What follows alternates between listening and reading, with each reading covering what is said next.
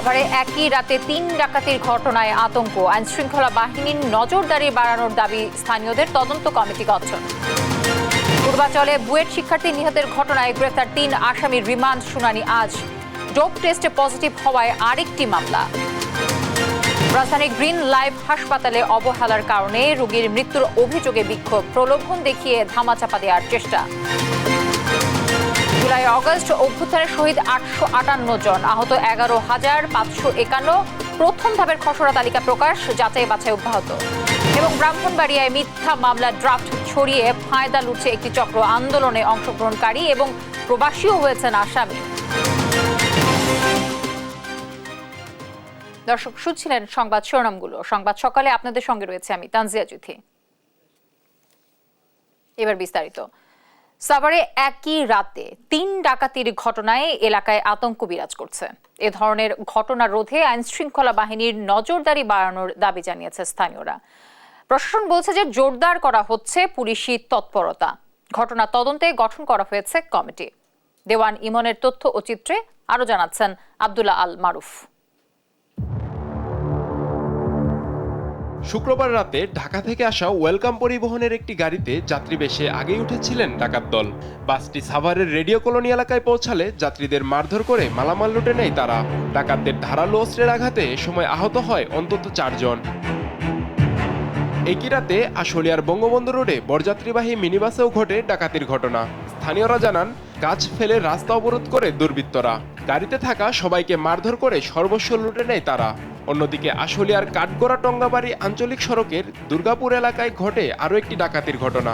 Private কারের গতিরোধ করে ডাকাত দল, পরে লুটে নেওয়া হয় মালামাল।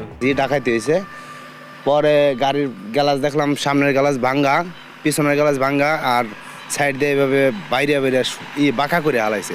পুলিশ আসলে, আইনের লোক আসলে দুই জায়গা থাকে, নিরাপদে আমরা শান্তিতে বসবাস করতে পারি। বাগান থেকে গাছ তুলে রাস্তা ব্লক করিয়া, অস্ত্রপাতি ধরিয়া, যা জিনিস মালপত্র থাকে সব নিয়ে নেয় মারধর করিয়া। ঢাকা আরিচা মহাসড়কে সিএনবি আশুলিয়া সড়কের কলমা এলাকায় প্রতিনিয়ত ঘটছে ডাকাতির ঘটনা। এসব ঘটনায় মালামাল লুট করার পাশাপাশি হচ্ছে প্রাণহানি। সড়ক বাদে স্থাপন আর পুলিশের টহল বাড়ানোর ওপর জোর দিচ্ছে স্থানীয়রা। মাঝে মাঝে দেওয়াল টপকে আসে গ্লাস, গাড়ির গ্লাস ভাঙে আর চিন্তা মানে হয়, খুব আতঙ্কই থাকে। এখানে যে একটা পুলিশের ব্যবস্থা হইতো তাহলে আমাদের পক্ষে ভালো হইতো। রাতে রাস্তার মধ্যে গাছ ফেলানো হয় আধারের মধ্যে, মানে এদিক দিয়ে যদি লাইটের ব্যবস্থা করা হয় আর পুলিশ মোতায়েন করা হয় তাহলে আমাদের আসা যাওয়া সুবিধা হয় আর কি। রাত করে সিগন্যাল দেয় ৩-৪ জনে, সিগন্যাল দিয়ে লেজার লাইট আছে ওইটা ধরার পরে সিগন্যাল দেয়, সিগন্যাল দেওয়ার পরে বলে আমরা পুলিশের লোক, এগুলো বললে ৩-৪ জন উঠে কয় গাড়ি চাপাও। রাত্রি অনেক সময় গাছ কেটে ফেলে, আবার অনেক সময় কুয়াশার মধ্যে ইটু মারে, বিটি দাঁড়ায় থাকে বা ছেলে পেলে সাইডে দাঁড়ায় থেকে দেখা যায় না, হয়তো গাড়ি সোলোর মধ্যে ভাঙা মধ্যে যখন ব্রেক মারে তখন দৌড় মারে চলে আসে। ৩ ডাকাতির ঘটনায় তদন্ত কমিটি গঠন করা হয়েছে। পাশাপাশি পুলিশি তৎপরতা আরো জোরদার করা হবে বলে জানায় পুলিশ। জায়গায় আমরা যেগুলো ভালনারেবল সেখানে আমরা ২৪ ঘন্টা তৎপরতার মধ্যে থাকবে পুলিশ, যাতে আমরা আশা করি যে ভবিষ্যতে আর এরকম হবে না, অপ্রীতিকর ঘটনা ঘটবে না। ৩ ডাকাতির ঘটনার পর সড়ক মহাসড়কে বাড়ানো হয়েছে আইন শৃঙ্খলা বাহিনীর নজরদারি। নিউজ ডেস্ক, দেশ টিভি। পূর্বাচলে বুয়েট শিক্ষার্থী নিহতের ঘটনায় প্রাইভেট কারে থাকা ৩ জনের বিরুদ্ধে আরও একটি মামলা হয়েছে। ডোপ টেস্টে মাদক গ্রহণের প্রমাণ পাওয়ায় এ মামলা করা হয়। আজ আদালতে ৩ আসামির রিমান্ড শুনানি হওয়ার কথা রয়েছে। এদিকে হত্যার বিচার দাবিতে শনিবারও বুয়েটে বিক্ষোভ করেছে তার সহপাঠীরা। এ সময় পুলিশের বিরুদ্ধে অসহযোগিতার অভিযোগ করে ঘটনার সুষ্ঠু বিচারে ৫ দফা দাবি জানিয়েছেন তারা। মোহাম্মদ সাকিবের রিপোর্ট। পূর্বাচল ৩০০ ফিট সড়কের নীলা মার্কেট এলাকায় পুলিশের তল্লাশি চৌকিতে বৃহস্পতিবার দিবাগত রাত ৩টায় প্রাইভেট কারের ধাক্কায় নিহত হয় বুয়েটের সিএসি বিভাগের ২য় বর্ষের ছাত্র মুহতাসিম মাসুদ। গুরুতর আহত হয় তার ২ সহপাঠী মেহেদী হাসান খান ও অমিত সাহা। এই ঘটনায় গাড়ি চালক সহ ৩ জনকে আটক করে পুলিশ। গেল শুক্রবার নারায়ণগঞ্জ জেলা হাসপাতালে গ্রেপ্তার ৩ জনের ডোপ টেস্ট করা হয়। তাদের 2 জনের শরীরে অ্যালকোহল ও গাঁজার উপস্থিতি পেয়েছেন চিকিৎসকরা। এদিকে সহপাঠীর মৃত্যুর সুষ্ঠু তদন্ত ও বিচার দাবি করে দ্বিতীয় দিনের মতো বিক্ষোভ করেছেন বুয়েটের শিক্ষার্থীরা। শুক্রবার দুপুরে সংবাদ সম্মেলন করে 5 দফা দাবি জানায় তারা। আমরা এই হত্যাকাণ্ডের দৃষ্টান্তমূলক শাস্তি দাবি করছি।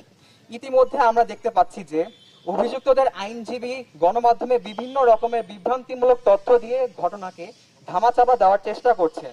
আমরা সরকারের কাছে দাবি জানাচ্ছি, সড়কের নিরাপত্তা আইন জোরদার করুন, দেশের বিচার ব্যবস্থাকে একটি গোষ্ঠীর হাতে জিম্মি হওয়ার হাত থেকে রক্ষা করুন। মাসুদ হত্যায় গ্রেপ্তার 3 জনই শিক্ষার্থী।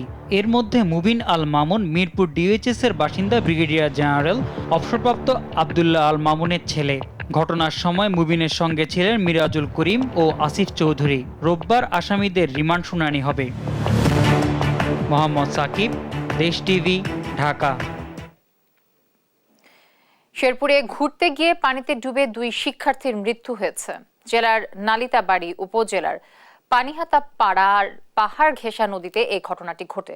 প্রত্যক্ষদর্শীরা জানান, শনিবার দুপুরে পাহাড় ঘেঁষা ভোগাই নদীতে 2 শিক্ষার্থী গোসল করতে নামে। এ সময় একজন পানিতে ডুবে যেতে থাকলে অন্যজন বাঁচানোর চেষ্টা করে। এক পর্যায়ে দুজনই পানিতে তলিয়ে যায়। নিহতরা হলেন এইচএসসি পরীক্ষার্থী মিহান ও 7ম শ্রেণীর শিক্ষার্থী সাজিদ। তারা সম্পর্কে মামাতো ফুফাতো ভাই। জামালপুর ফায়ার সার্ভিসের টিম লিডার সিদ্দিকুর রহমান জানান, খবর পেয়ে দ্রুত অনুসন্ধান শুরু করে ডুবুরিরা। এক পর্যায়ে নদী থেকে 2 শিক্ষার্থীর মরদেহ উদ্ধার করা হয়।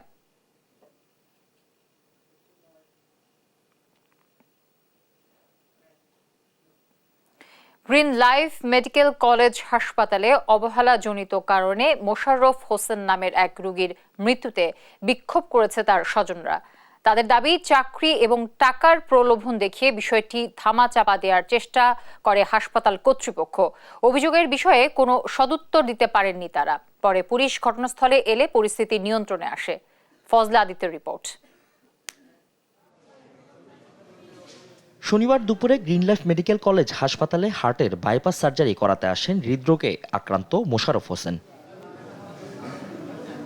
পরিবারের দাবি, হৃদরোগ ইনস্টিটিউটের বিভাগীয় প্রধান মঞ্জুরুল ইসলামের বাইপাস সার্জারি করার কথা থাকলেও অপারেশন থিয়েটারে ছিলেন অন্য চিকিৎসক। আমার রুগীকে বলতেছে, আমার কতক্ষণ পরে 10-15 মিনিট পরে আমার রুগীকে বলছে আপনার অপারেশন সাকসেসফুল। তার কিছুক্ষণ পরে সাকসেসফুল বলেই তারাই আবার বলতেছে কতক্ষণ পরে আমরা বাবার হার্ট পালস কিছুই পাওয়া যাচ্ছে না, আমরা বাবা মারা গেছে। তো এখানে হলো আমার যতটুকু সন্দেহ, আমার ডাক্তারের অবহেলার ভুল চিকিৎসার কারণে আমার বাবা মারা গিয়েছে। ভুল চিকিৎসায় মোশাররফ হোসেনের মৃত্যুর অভিযোগে গ্রিন লাইফ মেডিকেল কলেজ হাসপাতালে বিক্ষোভ করে তার স্বজনরা। মোশাররফ হোসেনের মেয়ের দাবি, বিষয়টি সমঝোতা করতে চাকরি ও টাকার প্রলোভন দেখায় হাসপাতাল কর্তৃপক্ষ। মঞ্জুরুল আলম স্যার আমাকে আর কি আমার পড়ালেখার খরচ, 5 বছর পড়ালেখা শেষে গ্রিন লাইফ উনি আমার জব দিয়ে দিবে, এটা স্যার আমার অফার করছে। এবং স্যার যখন বেরোলো দ্বিতীয়বার ওনার যে অ্যাসিস্ট্যান্ট জুয়েল, ওই জুয়েলের কাছে নাকি অন্য একটা স্যার আবার 5000 টাকা দিচ্ছে, যেটা পেশেন্টদের দিও গাড়ি অ্যাম্বুলেন্স ভাড়াটা এগুলা দিতে। ওই জুয়েল ভাই আমার সাথে। পরে আমি বললাম, আমার আব্বা এই বাচ্চা না, আমি টাকা দিয়ে কি করবো, আমার টাকা দরকার নাই। এই বিষয়ে গ্রিন লাইফ মেডিকেল কলেজ হাসপাতাল কর্তৃপক্ষের সঙ্গে কথা বলতে চাইলে কোনো সদুত্তর দিতে পারেনি তারা। কাটা হয়েছে, কাটা সম্পূর্ণ পায়ের রগও 2টা কাটা হয়েছে, কাইটা যখন ওখানে লাগানো হচ্ছে সেটাও ওনার করছে, পরে আসছে উনি। আচ্ছা, তাহলে আমরা চেষ্টা করবো যে ওনাকে নিয়ে এটা উত্তরটা দিতে। তাহলে ভিতরে কিছু ইনসিডেন্স তো আর আমার পক্ষে জানা নাই বা আমি ছিলামও না, তো এটা তাহলে ওনার কাছ থেকে পেন্ডিং থাকলো। ঘটনাস্থলে থাকা কলাবাগান থানার ওসি তদন্ত রফিকুল ইসলাম জানান, অভিযোগ খতিয়ে দেখে পরবর্তী ব্যবস্থা নেওয়া হবে। এখানে আপনার একটা বিষয়ে যেটা আমি মেনলি দেখলাম, সেটা ওনাদের ম্যানেজমেন্টের একটা সমস্যা আছে, সেটা হলো আপনার ওই টাকা দেওয়ার পরে যে একটা পাকা রিসিপ্ট দেওয়ার কথা, সেটা ওনারা না দিয়ে হাতে লেখা একটা রিসিপ্ট দিচ্ছে। এটা নিয়ে ওনাদের একটু কমপ্লেন আছে। ওনাদের যদি এই ব্যাপারে, এই মৃত্যুর ব্যাপারে কোনো অভিযোগ থাকে, সেই অভিযোগ যদি ওনারা দেয়, আমরা লফুল অ্যাকশনে যাব। পুলিশের উপস্থিতিতে স্বাভাবিক হয়ে আসে হাসপাতালের পরিবেশ। ফজলে আদিত্য, দেশ টিভি, ঢাকা। উপকূলীয় জেলা ভোলায় বেড়েছে শীতের তীব্রতা। ঘন কুয়াশায় ঢাকা পড়েছে চারপাশ। দর্শক, বিস্তারিত জানাতে সরাসরি যুক্ত হচ্ছেন সহকর্মী ছোটন সাহা। ছোটন, আমি যেমনটি বলছিলাম, আসলে বেশ কনকনে ঠান্ডা পড়ে গেছে। তো এই শীতের সকালে ভোলায় আসলে জনজীবনের শীতের প্রভাব কেমন পড়েছে জানাবেন। জ্যোতি, যে অবস্থা, বলা যায় যে উপকূলীয় জেলা হিসেবে বরাবরই কিন্তু শীতের তীব্রতা বেশি থাকে। তো সেই হিসেবে এ মৌসুমেও কিন্তু শীতের তীব্রতা বেড়েছে এবং সেটি কিন্তু 10.5 ডিগ্রির ও নেমেছে। যদিও আজকে যে তাপমাত্রা রয়েছে সেটি কিছুটা বেশি, আজকে রয়েছে আপনার 16.5 ডিগ্রি সেলসিয়াস। এবং একই সাথে আমরা দেখেছি যে গত দুদিন কিন্তু আসলে সূর্যের দেখা মেলেনি, ঘন কুয়াশায় ঢাকা ছিল, মেঘলা আকাশ ছিল এবং একই সাথে কিন্তু গুড়ি গুড়ি বৃষ্টিপাতও হয়েছে এবং প্রায় 3 মিলিমিটার বৃষ্টিপাত হয়েছে, যে কারণে কনকনে শীতের তীব্রতা বেড়েছে।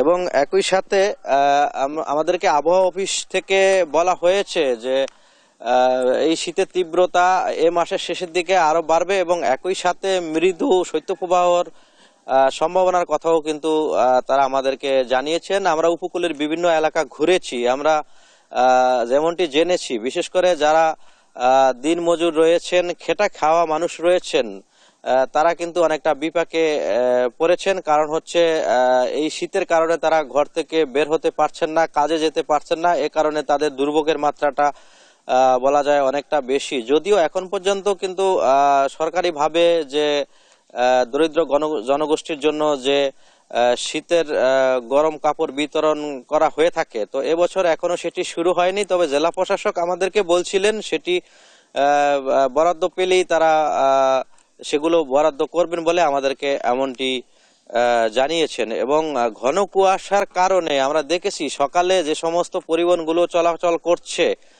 সেগুলোকে হেডলাইট জ্বালিয়ে চলাচল করতে হয়েছে। এবং একই সাথে সবচেয়ে বেশি সমস্যার মধ্যে হচ্ছে যে ফেরি চলাচল রয়েছে ভোলা লক্ষ্মীপুর, ভোলা বরিশাল রুটে, এবং একই সাথে যে নৌযান লঞ্চগুলো রয়েছে সেগুলোও কিন্তু ঘন কুয়াশার কারণে চলাচলে মারাত্মক বিঘ্নের সৃষ্টি হচ্ছে, এমনটি আমরা কিন্তু জেনেছি। এবং লঞ্চগুলোর যে নির্ধারিত সময় গন্তব্য কিন্তু সেগুলো পৌঁছাতে পারছে না, এমনটি আমরা জেনেছি। এই শীতের তীব্রতার কারণে আরো যে সমস্যার সৃষ্টি হচ্ছে, হাসপাতালগুলোতে কিন্তু শীতজনিত রোগের আক্রান্ত শিশুদের সংখ্যা কিন্তু বেড়েছে। হাসপাতালের শিশু ওয়ার্ডে আমরা জেনেছি যে সেখানেও রোগীদের চাপ বেড়েছে, কারণ এই যে আবহাওয়া এবং শীতের তীব্রতা বেড়ে যাওয়ার কারণে শিশুদের সেটি সহনীয় পর্যায়ে না থাকার কারণে তারাই বেশি আক্রান্ত হচ্ছে। একই সাথে বৃদ্ধরাও কিন্তু অনেকটা বিপাকে পড়েছেন। তো যেহেতু আগামী এ মাসের শেষের দিকে মৃদু শৈত্যপ্রবাহ শুরু হওয়ার কথা বলা হয়েছে আবহাওয়া অফিস থেকে, তো সেই হিসাবে বলা যায় শীতের তীব্রতা আরো বাড়ার আশঙ্কাও রয়েছে। তো এ ছিল আমার কাছে যে উপকূলীয় জেলা ভোলাতে শীতের তীব্রতা বাড়তে শুরু করছে তা নিয়ে সর্বশেষ তথ্য। ফিরে যাচ্ছি স্টুডিওতে জ্যোতির কাছে। জ্যোতি, আমাদের সহকর্মী ভোলা থেকে যুক্ত ছিলেন ছোটন সাহা। জুলাই আগস্টের ছাত্র জনতার গণ অভ্যুত্থানে প্রতিপক্ষের আক্রমণে শহীদ বা আহত হয়েছেন এমন ব্যক্তিদের নামের খসড়া তালিকা প্রকাশ করা হয়েছে। প্রথম ধাপের তালিকায় 858 জন শহীদ এবং 11,551 জন আহতের নাম প্রকাশ করা হয়েছে। শনিবার গণ অভ্যুত্থান সংক্রান্ত বিশেষ সেল থেকে পাঠানো এক বিজ্ঞপ্তিতে এ তথ্য জানানো হয়। সেলের দলনেতা অতিরিক্ত সচিব খন্দকার জহিরুল ইসলামের পাঠানো বিজ্ঞপ্তিতে বলা হয়, তালিকা চূড়ান্ত করার লক্ষ্যে স্বাস্থ্য সেবা বিভাগ, স্বাস্থ্য অধিদপ্তর, 64টি জেলায় গঠিত কমিটি এবং গণ অভ্যুত্থান সংক্রান্ত বিশেষ সেল নিরলসভাবে কাজ করে যাচ্ছে। প্রথম ধাপের খসড়া তালিকা ওয়েবসাইটে প্রকাশ করা হয়েছে, যা আগামী 23 ডিসেম্বর পর্যন্ত সর্বসাধারণের জন্য উন্মুক্ত থাকবে। এ তালিকা চূড়ান্ত করতে আরও যাচাই বাছাই চলছে বলেও বিজ্ঞপ্তিতে জানানো হয়েছে।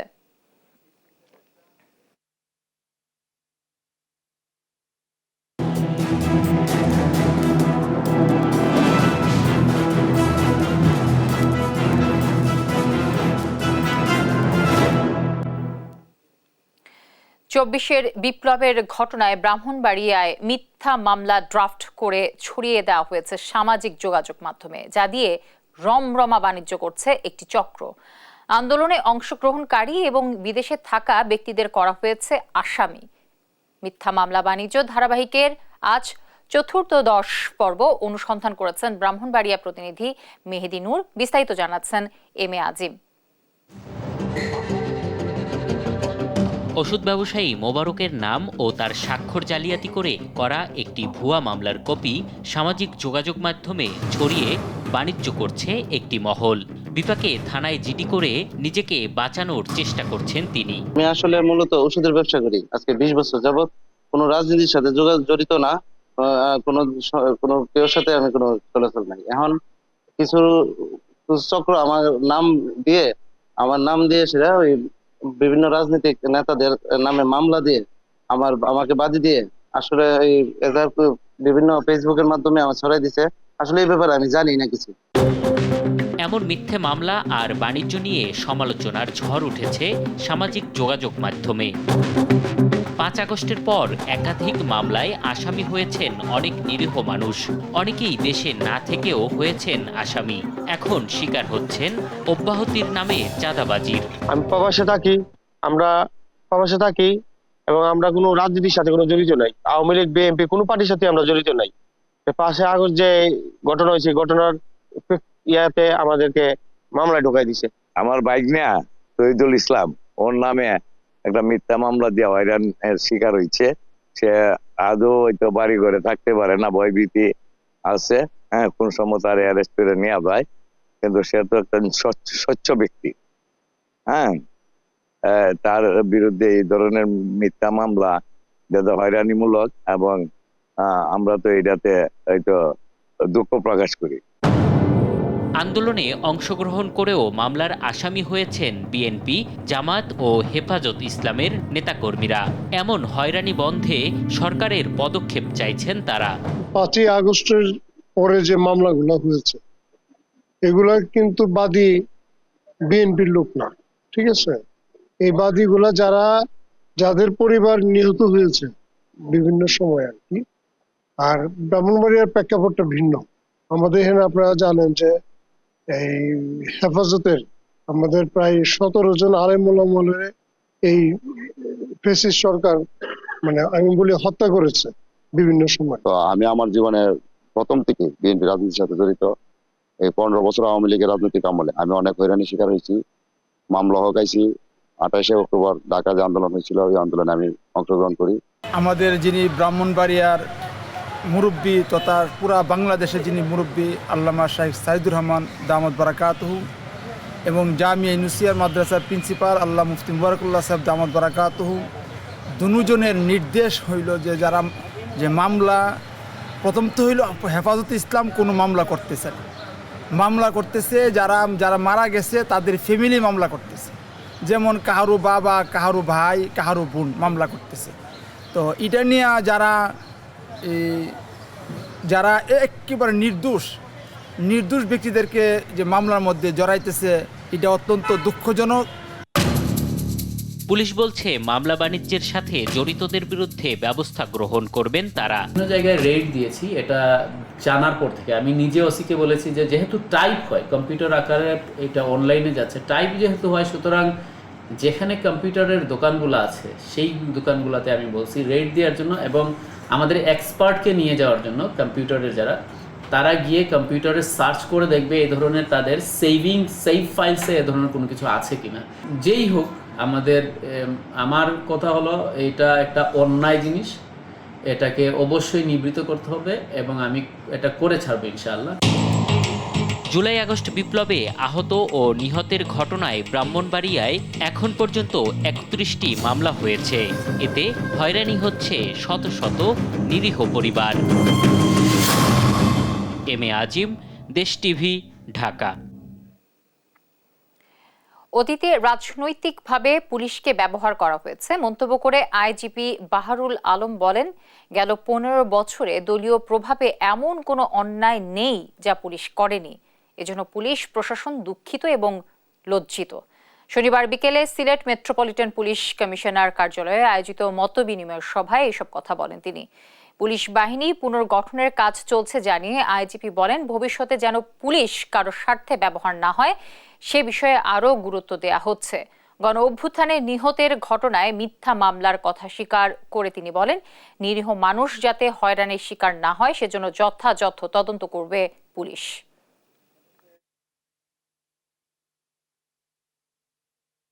কুপ্রভাব থেকে যেন আমরা মুক্ত হতে পারি, যেটা আপনার এই গত 15 বছরে আমরা দলীয়ভাবে আমাদের উপরে প্রভাব এত বেশি, কুপ্রভাব এত আসছে যে আমরা হেন অন্যায় নাই আমরা করি নাই। আপনারা জানেন, আমরাও জানি, এবং এটার জন্য আমরা অবশ্যই অত্যন্ত দুঃখিত, অত্যন্ত লজ্জিত। পুলিশ এত নির্মম হতে পারে এটা আমাদেরও আমি ব্যক্তি হিসেবে আমিও কখনো ধারণা করতে পারি না যে দিস উই ক্যান ডু। ফ্যাসিবাদের পতনের মধ্য দিয়ে বিএনপির এক দফা দাবি পূরণ হলেও যতদিন জনগণের ভোটের অধিকার নিশ্চিত না হচ্ছে ততদিন গণতন্ত্র প্রতিষ্ঠিত হবে না বলে মন্তব্য করেছেন বিএনপির স্থায়ী কমিটির সদস্য নজরুল ইসলাম খান। শনিবার বিকেলে গুলশান কার্যালয়ে সমসাময়িক রাজনীতি, আগামী নির্বাচন ও পঞ্চদশ সংশোধনী সহ দেশের রাজনৈতিক পরিস্থিতি নিয়ে লিয়াজো কমিটির বৈঠকে শেষে এসব কথা বলেন তিনি। এ সময় বিএনপির সঙ্গে যুগপৎ আন্দোলনে অংশগ্রহণকারী দলের নেতাদের দাবি, সরকার যেভাবে নির্বাচনের রোড ম্যাপ দিয়েছে তা গ্রহণযোগ্য নয়।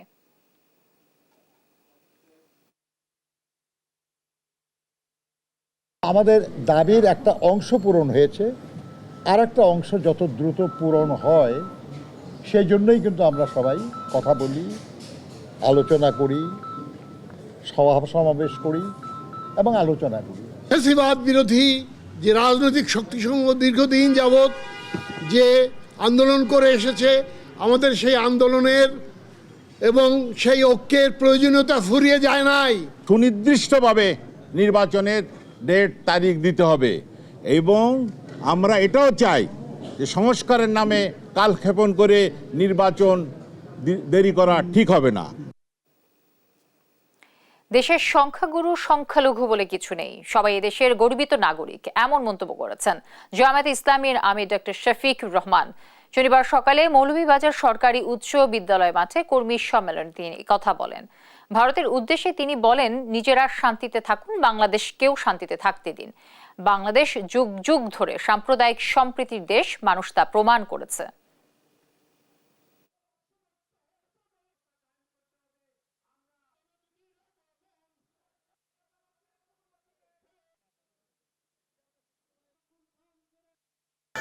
প্রতিবেশীর প্রতি সম্মানটাকে বলতে চাই, আপনারা শান্তিতে থাকুন, আমরা চাই, আমাদেরকে আপনারা শান্তিতে থাকতে দিন। আপনাদের পাক করে কি পাঠাবেন আমরা জিজ্ঞাসা করি না, আমাদের পাক করে উঁকি মেরে তাকানোর চেষ্টা করবেন না। আমাদেরকে আপনারা সাম্প্রদায়িক সম্প্রীতির কথা বলেন, ভালো, আপনাদের নিজের চেহারা আয়নাতে একটু এর আগে দেখে নেন। আপনারা সেখানে যাদেরকে মাইনরিটি বলেন তাদের সাথে আপনারা কি আচরণ করেন। আমাদেরকে সাম্প্রদায়িক সম্প্রীতির স্বভাব দিতে হবে না। যুগ যুগ ধরে এই দেশ সাম্প্রদায়িক সম্প্রীতির দেশ। নানা সমস্যায় জর্জরিত কুষ্টিয়ার দৌলতপুর উপজেলার একমাত্র স্বাস্থ্য কমপ্লেক্সটি। 50 শয্যার এই হাসপাতালে 25 জন চিকিৎসক থাকার কথা থাকলেও আছেন মাত্র 6 জন। নেই প্রয়োজনীয় পরীক্ষা নিরীক্ষার ব্যবস্থা। এ কারণে চরম ভোগান্তি পোহাতে হয় রোগী ও স্বজনদের। ইরফান রানার ক্যামেরায় কুষ্টিয়া থেকে নাহিদ হাসান তিতাসের রিপোর্ট। সীমান্তবর্তী উপজেলা কুষ্টিয়ার দৌলতপুর। এই উপজেলায় বসবাস 8 লক্ষ মানুষের। বৃহত্তর এ জনগোষ্ঠীর চিকিৎসা সেবার একমাত্র ভরসা 50 শয্যা বিশিষ্ট উপজেলা স্বাস্থ্য কমপ্লেক্স। তবে দীর্ঘদিন ধরে দালালের দৌরাত্ম্য ও চিকিৎসক সংকট সহ নানা সমস্যায় জর্জরিত এই হাসপাতালটি। এতে কাঙ্ক্ষিত সেবা থেকে বঞ্চিত হচ্ছে এ অঞ্চলের সাধারণ মানুষ। 50 শয্যা বিশিষ্ট স্বাস্থ্য কমপ্লেক্স হলেও এখানে গাইনি, অর্থোপেডিক্স, সার্জারি সহ ইএনটি বিভাগের নেই কোনো বিশেষজ্ঞ চিকিৎসক। 25 জন চিকিৎসক থাকার কথা থাকলেও রয়েছে মাত্র 6 জন। প্রায় 1 যুগ ধরে বন্ধ রয়েছে এক্স-রে বিভাগ। সংকট রয়েছে বিভিন্ন চিকিৎসা সরঞ্জামেরও। ফলে প্রতিনিয়তই চরম ভোগান্তির শিকার হচ্ছে রোগী ও স্বজনেরা। হাড়ের ডাক্তার নাই, হার্টের ডাক্তার নাই, এসব ডাক্তারগুলো আমাদের প্রয়োজন। তারপরে এক্সরে করার মেশিন আমাদের নাই, সেই মেশিনের প্রয়োজন। এখন হাসপাতালের সেবা কিছুই আমরা পাইনি, খালি কাটি দিচ্ছে, ভর্তি হওয়ার সিস্টেম খালি। এখানে চিকিৎসা নিতে আসা রোগীদের বেশিরভাগ পরীক্ষা নিরীক্ষাই করতে হয় বাইরে থেকে। দালালদের দৌরাত্মে গুনতে হয় বাড়তি টাকাও। সম্পূর্ণ দালাল মুক্ত এবং সিন্ডিকেট মুক্ত হসপিটাল চাই, যেখানে দালাল ছাড়া কোনো কাজ নাই। তবে হাসপাতাল কর্তৃপক্ষ বলছে, নানা প্রতিকূলতার মধ্যেও সর্বাত্মক চিকিৎসা সেবা নিশ্চিত করার চেষ্টা করে যাচ্ছেন তারা। এখানে আমার গাইনি কনসালটেন্ট নেই, তারপরে অর্থোপেডিক্স কনসালটেন্ট নেই, সার্জারি কনসালটেন্ট নেই, ইএনটি নেই। আর জনবল সংকট সহ সকল সমস্যা দ্রুত সমাধানের আশ্বাস জেলা সিভিল সার্জনের। চিকিৎসক সংকট আমি বলবো না, কিছুটা স্বল্পতা রয়েছে। তৃতীয় চতুর্থ শ্রেণীর কর্মচারীদের স্বল্পতা রয়েছে, যেটার ইতিমধ্যে কিন্তু আমরা সার্কুলার দিয়েছি, নিয়োগ প্রক্রিয়াধীন রয়েছে এবং নিয়োগটা সম্পূর্ণ হলে এই স্বল্পতা দূর হয়ে যাবে। 8 লক্ষ মানুষের চিকিৎসা সেবার একমাত্র স্বাস্থ্য কমপ্লেক্সটির সকল সমস্যা নিরসনে দ্রুতই কার্যকরী পদক্ষেপ নেবে কর্তৃপক্ষ, এমনটাই প্রত্যাশা এ অঞ্চলের জনসাধারণের। নাহিদ হাসান তিতাস, দেশ টিভি, কুষ্টিয়া। একটি সেতুর অভাবে চরম দুর্ভোগ পোহাচ্ছেন কুড়িগ্রামের 5 গ্রামের কমপক্ষে 25,000 মানুষ। ঝুঁকি নিয়ে বাঁশের তৈরি সাঁকো দিয়ে পারাপারে ঘটছে দুর্ঘটনা। বছর পর বছর সেতু নির্মাণের দাবি জানিয়েও কোনো লাভ হয়নি। আর বরাবরের মতোই সেতু নির্মাণের আশ্বাস দিয়েছে প্রশাসন। কুড়িগ্রাম থেকে সহকর্মী জুয়েল রানার তথ্য ও ছবিতে টুম্পা আফরোজের রিপোর্ট। কাঠের ভাঙা সাঁকোর নিচে পাতানো হয়েছে নড়বড়ে বাঁশের সাঁকো। শহর থেকে মাত্র 1 কিলোমিটার দূরে চন্দ্রখানা ফুলসাগর ছড়ার উপরের দৃশ্য এটি। চিকিৎসা থেকে বাজার সব প্রয়োজনেই কুড়িগ্রামের ফুলবাড়ী উপজেলার বালাটারি গ্রামের মানুষের ভরসা অস্থায়ী এই ব্যবস্থা। স্থানীয়রা জানান, আবাসন প্রকল্প সহ পাশের গ্রামের মানুষের যাতায়াতের একমাত্র সড়কে 17 বছর আগে এটা নির্মাণ করা হয়। শুষ্ক মৌসুমে চলাচল করা গেলেও বর্ষায় দুর্ভোগ বাড়ে এ এলাকার প্রায় 25,000 মানুষের। বাচ্চা স্কুলে যাইতে পারে না, বন্যার সময় বৃদ্ধ লোক এখানে হাঁটতে পারে না, কোনো মতে একটা বাঁশের টাত দেওয়া হয়, একটা টাত দিয়ে একজন শুধু যাইতে পারে। ওপাড়ের লোক মিলে আমরা নিজের অর্থ খরচ করিয়া যতটুকু পারি যাতায়াত ব্যবস্থা করছি। একটি পাকা সেতু নির্মাণের জন্য জনপ্রতিনিধি সহ উপজেলা প্রশাসনকে বারবার অবগত করা হলেও ব্যবস্থা নেয়নি কেউ। ফলে নিজেদের পাশাপাশি অসুস্থ রোগী ও স্কুল মাদ্রাসাগ্রামী সন্তান সহ যাতায়াতে বিপাকে পড়েছেন তারা। আমার পথ নাই, রাস্তা নাই, গাড়ি নাই, কোনো নাই, আমার কি করতে চলি। সবাই বলে যে আসি হয় হইতেছে না। এই 16-17 বছর ধরে আমাদের খুব লাঞ্ছিত হচ্ছি, বিভ্রান্ত পড়িয়েছি। বর্ষার সময় যাওয়া আসা একবারে হয় না। সাঁকোর জরাজীর্ণতার কথা স্বীকার করে বরাদ্দ পাওয়া সাপেক্ষে স্থায়ী সেতু নির্মাণের আশ্বাস দেন উপজেলা প্রশাসনের এই কর্মকর্তা। আমাদের বরাদ্দ প্রাপ্তির সাপেক্ষে এই সাঁকোটিকে স্থায়ী কোনো ব্রিজে রূপান্তর করা যায় কিনা চেষ্টা আমাদের অব্যাহত রয়েছে। আমরা আশা করি হয়তো ভবিষ্যতে বরাদ্দ পেলে আমরা এখানে স্থায়ী একটি ব্রিজ নির্মাণ করতে সক্ষম হব। 2008 সালে নির্মাণ করা হয় 60 মিটার দৈর্ঘ্যের কাঠের সাঁকোটি, কিন্তু নির্মাণের 5 বছরের মাথায় ক্ষতিগ্রস্ত হয়ে পড়ে এটি। দুর্ভোগ লাঘবে দ্রুত সেতুটি নির্মাণ দেখতে চায় এলাকাবাসী। নিউজ ডেস্ক, দেশ টিভি।